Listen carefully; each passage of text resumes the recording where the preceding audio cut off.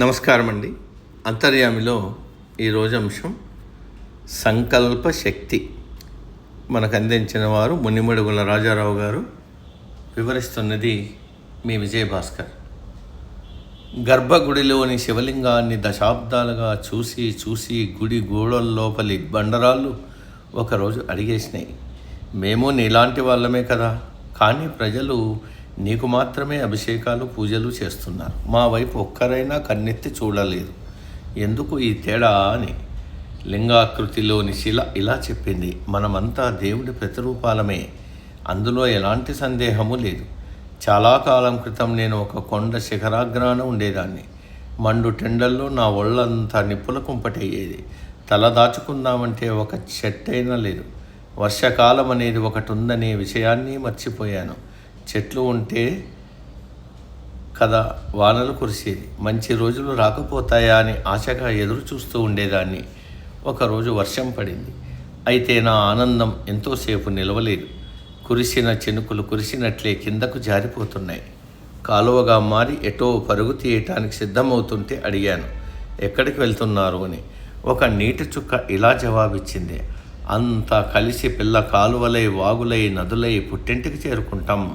సముద్రం మా అమ్మ, ఆ తల్లి ఒడికి చేరితే కానీ మాకు ప్రశాంతత లేదు.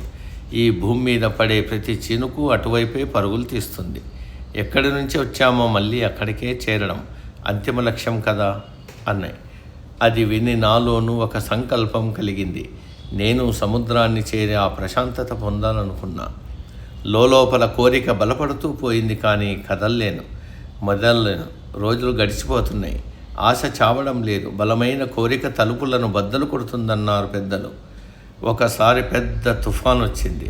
కొండ చర్యలు విరిగిపడటంతో కింద పడిన నేను ప్రవాహంలో పడి కొట్టుకుపోతూ నదిని చేరుకున్నాను. ఆ నదీ ప్రవాహంతో కలిసి కొండలు కోనల్లోంచి ప్రయాణిస్తుండగా నా ఒళ్ళు హూనమైంది. కాళ్ళు చేతులు విరిగిపోయాయి. అది ఒకందుకు మంచిదే అయిందనుకున్నా, లేకపోతే మలుపుల్లో చిక్కుకుంటూ ప్రయాణానికి అడ్డుపడుతుండేవి. అన్నీ తెగిపోయాక మరింత వేగంగా దొర్లుతూ సముద్రం అంచుకు చేరి ఆగిపోయాను. అక్కడ ఎంతో హాయిగా ఉంది, మనసు నిశ్చలంగా ఉంది. ఏ కోరిక లేకుండా ఒకరోజు కొందరు ఋషులు యోగులు అటుగా వచ్చారు. అది అంతం లేని విశ్వాత్మకు సరిగ్గా సరిపోయే భౌతిక చిహ్నం.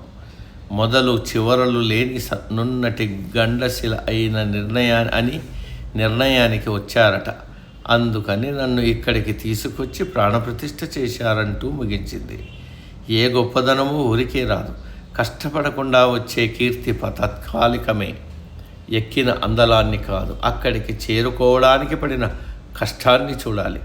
సంకల్పం బలంగా ఉంటే అది ఎంత కష్టమైనదైనా కోరుకున్నది సాధించవచ్చు. సామాన్యులు అసామాన్యులుగా మారవచ్చు. మానవుడే మాధవుడు కూడా కావచ్చు. సర్వే జన సుఖినో భవంతు.